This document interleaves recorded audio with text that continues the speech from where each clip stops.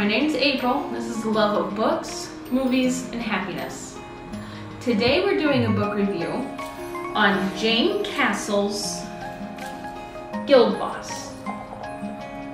It's one of her newest books, not the newest, but one of her newer ones, based on the planet Harmony.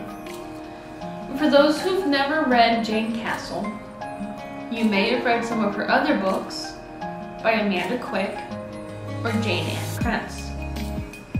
Jayne Castle's books are just ones that are based on another planet with a mix of otherworldly and psychic all mixed into one series of books, which is something I really enjoy. This one is part of the Illusion City mini-series within the world of Harmony, which is kind of like Harmony's version of Las Vegas. Only their tagline is where the thrills are real, instead of Vegas's tagline. So in this one we meet Lucy Bell. She's a weather specialist for down underground in the tunnels.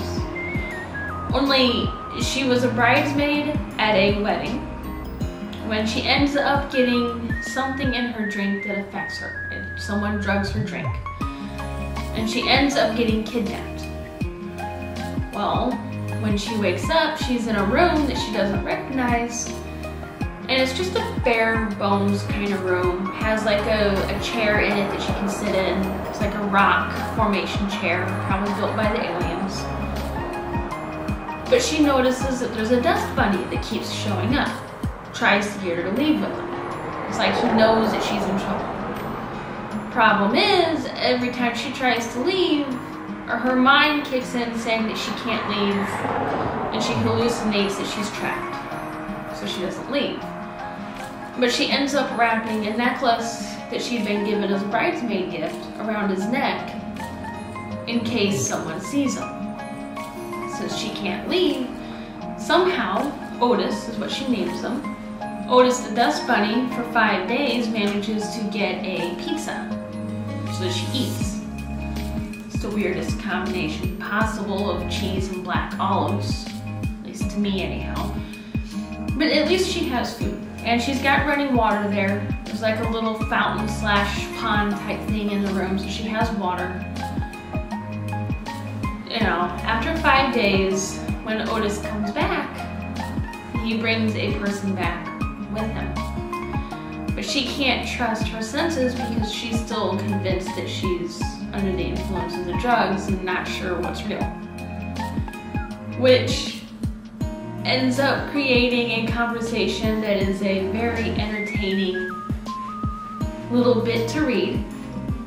And in fact, if you've seen any advertisements for this book, you will have come across this little conversation on the actual webpage of Jayne Castle, where she considers him to be the lord of the underworld, and he informs her, or calls her, Persephone.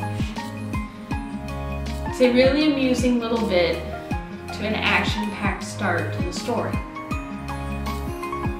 Well, he ends up helping her get out of the tunnels, and she finds out that his name is Gabriele Jones.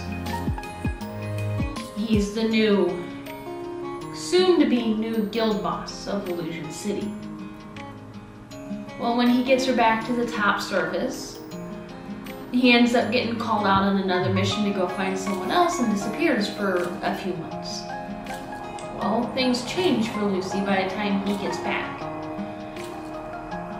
Her life has gone downhill because everyone assumed that she partied a little too much and got herself lost, and no one wants to believe that she was actually kidnapped. When we meet Gabrielle Jones again, he is the new guild boss to the Illusion City Guild, which, for those who aren't familiar with this, almost think of a guild as like an old-time mob. You have your bosses in charge of their own territories, and then they all work with each other to kind of keep things going, but they are considered criminal. They're working currently in these books on making them less criminal and more mainstream, but they're going up against centuries of an uphill battle to do so. So Gabrielle comes in with the intention of trying to ask Lucy out on a date, only to find out that she's no longer a weather specialist. And instead she's doing tour buses for the local storm zone, which is where tourists can get on a very heavily armored bus and take them through an area guaranteed to create some very strong psychic storms that give them a thrill. Well, of course, the interaction between them, she's not happy because she feels like he abandoned her. The interaction is also very entertaining and opens up to a bigger part of the mystery. Turns out he also needs a weather specialist because there is an area that his company is trying to get into for opening up the tunnels, but there's a tornado or something that's just making it too dangerous for them to go near it. Lucy is understandably suspicious and is not sure that she can trust Gabrielle. So that's kind of where we stop at the recap of the story.